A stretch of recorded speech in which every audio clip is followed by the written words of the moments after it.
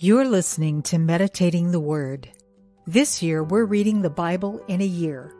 We will read the entire Bible in the chronological order that the events actually occurred.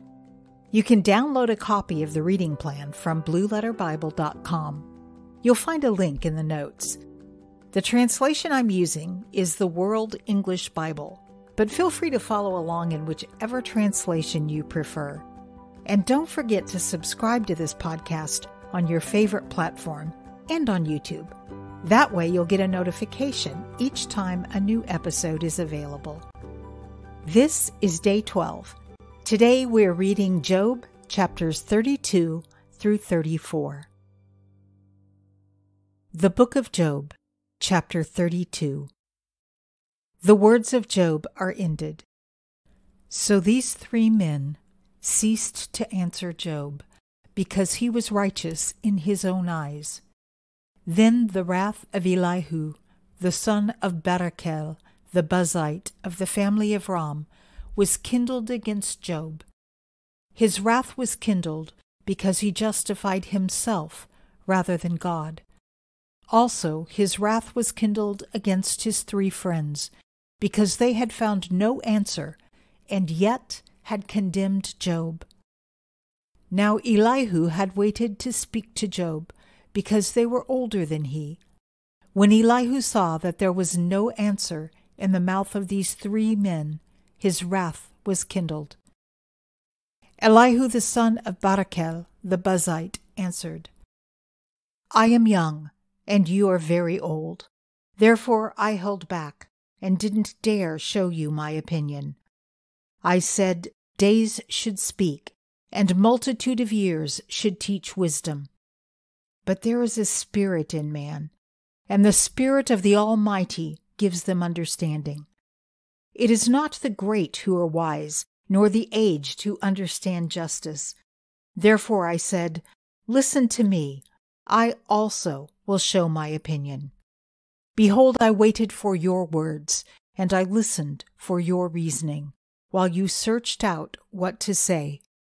Yes, I gave you my full attention, but there was no one who convinced Job or who answered his words among you. Beware lest you say, we have found wisdom. God may refute him, not man. For he has not directed his words against me, neither will I answer him with your speeches. They are amazed. They answer no more. They don't have a word to say. Shall I wait because they don't speak? Because they stand still and answer no more? I also will answer my part, and I also will show my opinion. For I am full of words. The spirit within me constrains me. Behold, my breast is as wine which has no vent. Like new wineskins, it is ready to burst. I will speak, that I may be refreshed. I will open my lips and answer.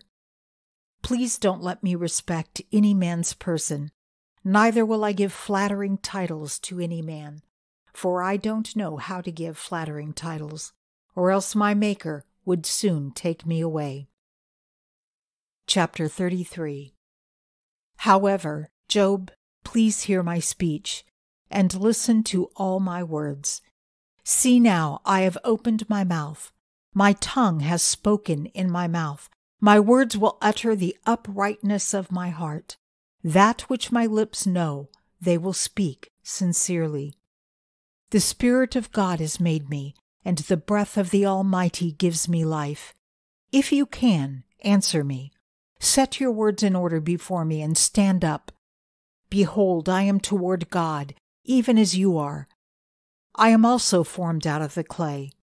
Behold, my terror will not make you afraid, neither will my pressure be heavy on you. Surely you have spoken in my hearing. I have heard the voice of your words, saying, I am clean without disobedience. I am innocent, neither is there any iniquity in me. Behold, he finds occasions against me. He counts me for his enemy. He puts my feet in the stocks. He marks all my paths. Behold, I will answer you. In this you are not just, for God is greater than man. Why do you strive against him? Because he doesn't give account of any of his matters? For God speaks once, yes, twice, though man pays no attention. In a dream, in a vision of the night, when deep sleep falls on them, in slumbering on the bed, then he opens the ears of men and seals their instruction, that he may withdraw man from his purpose and hide pride from man. He keeps back his soul from the pit and his life from perishing by the sword. He is chastened also with pain on his bed, with continual strife in his bones, so that his life abhors bread and his soul dainty food. His flesh is so consumed away that it can't be seen. His bones that were not seen stick out. Yes, his soul draws near to the pit, and his life to the destroyers. If there is beside him an angel, an interpreter, one among 1,000, to show man what is right for him, then God is gracious to him and says, "Deliver him from going down to the pit. I have found a ransom." His flesh will be fresher than a child's. He returns to the days of his youth. He prays to God, and he is favorable to him, so that he sees his face with joy. He restores man to his righteousness. He sings before men and says, "I have sinned and perverted that which was right, and it didn't profit me. He has redeemed my soul from going into the pit. My life will see the light." Behold, God does all these things, twice, yes, 3 times with a man, to bring back his soul from the pit, that he might be enlightened with the light of the living. Mark well, Job, and listen to me. Hold your peace, and I will speak. If you have anything to say, answer me. Speak, for I desire to justify you. If not, listen to me. Hold your peace, and I will teach you wisdom. Chapter 34. Moreover, Elihu answered, "Hear my words, you wise men. Give ear to me, you who have knowledge. For the ear tries words as the palate tastes food. Let us choose for us that which is right. Let us know among ourselves what is good. For Job has said, I am righteous. God has taken away my right. Notwithstanding my right, I am considered a liar. My wound is incurable, though I am without disobedience. What man is like Job, who drinks scorn like water, who goes in company with the workers of iniquity, and walks with wicked men? For he has said, It profits a man nothing that he should delight himself with God. Therefore listen to me, you men of understanding. Far be it from God that he should do wickedness, from the Almighty that he should commit iniquity. For the work of a man he will render to him, and cause every man to find according to his ways. Yes, surely God will not do wickedly, neither will the Almighty pervert justice. Who put him in charge of the earth, or who has appointed him over the whole world? If he set his heart on himself, if he gathered to himself his spirit and his breath, all flesh would perish together, and man would turn again to dust. If now you have understanding, hear this. Listen to the voice of my words. Should even one who hates justice govern? Will you condemn him who is righteous and mighty, who says to a king, vile, or to nobles, wicked? He doesn't respect the persons of princes, nor respect the rich more than the poor, for they are all the work of his hands. In a moment they die, even at midnight. The people are shaken and pass away. The mighty are taken away without a hand. For his eyes are on the ways of a man. He sees all his goings. There is no darkness nor thick gloom where the workers of iniquity may hide themselves. For he doesn't need to consider a man further, that he should go before God in judgment. He breaks mighty men in pieces in ways past finding out, and sets others in their place. Therefore he takes knowledge of their works. He overturns them in the night, so that they are destroyed. He strikes them as wicked men, in the open sight of others.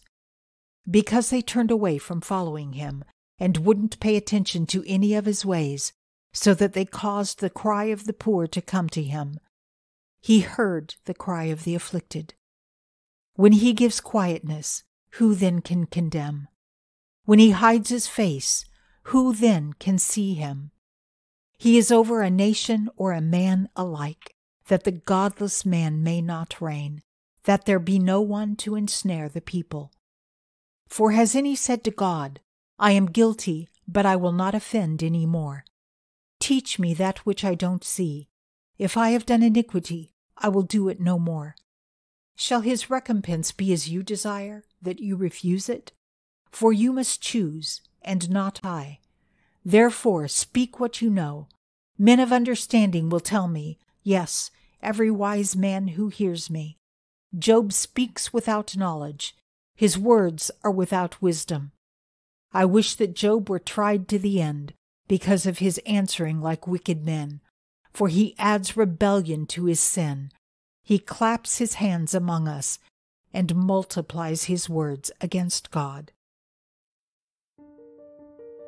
Father God, thank you for your word. And thank you, Father, for the righteousness you have given us. There's nothing we can do to earn it.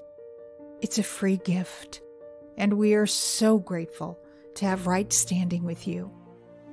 And Father, we want to remember and enjoy all the benefits of that right standing. You don't play favorites, but you have welcomed each and every one of us as a child and a full heir of your kingdom. We delight ourselves in you, Father. Amen. Please join us in our Facebook community and share your thoughts about the day's reading. You'll find a link in the notes. And again, thank you for joining me as we journey through the Bible in a year. I can't wait to see you tomorrow as we continue our journey. Until next time, be blessed and be a blessing.